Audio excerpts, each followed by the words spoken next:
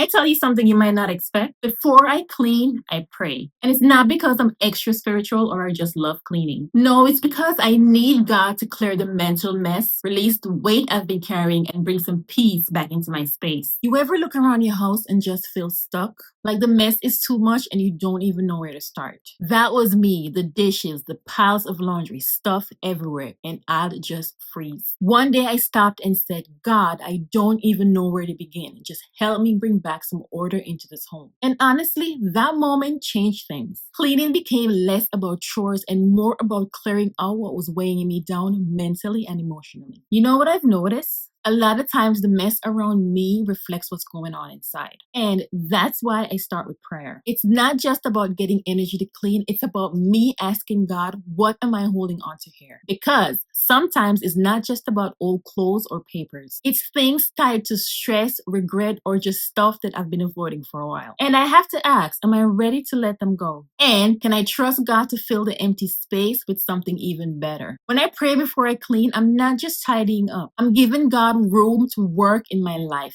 even in the small things. And here's another thing. On the days when I feel low, like really unmotivated, maybe even sad or mentally drained, the mess around me just makes it worse. It's like the clutter multiplies how I already feel inside. But believe it or not, when I start praying while I'm cleaning, something shifts. Even if I'm just wiping counters or folding laundry, that mixture of movement and prayer clears my mind. It helps me push through the procrastination, the heaviness, whatever it is that's bothering me. And it doesn't fix everything instantly, but it does give me momentum. And honestly, it's been one of the best things for my mindset. So yeah, it's not just about having a clean home. It's also about inviting God into your day, even in the ordinary stuff. Because when I do that, I don't just feel better, I become better. And little by little, room by room, I get back to myself. So here's what I actually do. Before I touch anything, I pause just for a minute, take a deep breath, and I say something simple like, Lord, help me bring order to this home. Show me what to keep and what to let go. That moment grounds me.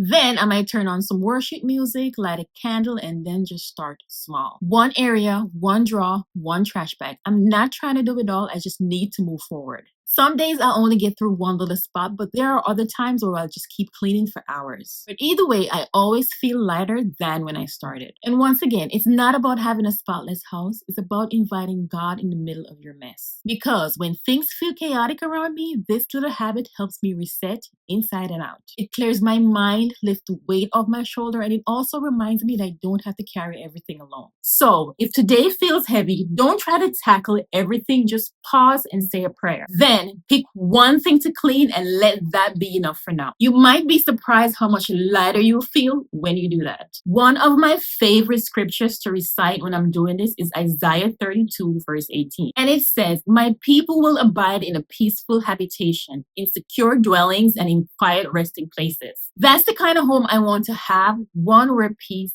dwells. But peace doesn't come from perfection. It comes from prayer, presence, and taking small steps every day. When I clean with God, I'm not just tidying up, I'm creating space so I can breathe again. If this video resonates with you, share with someone who might need a reset. And if you want to make prayer a part of your cleaning routine, I made something just for you. I created a little printable with 5 scriptures that you can use while you're cleaning. You can get a copy in the description below. Let's build homes that feel like rest with God at the center. Thank you for watching, and I'll see you in the next video. Bye.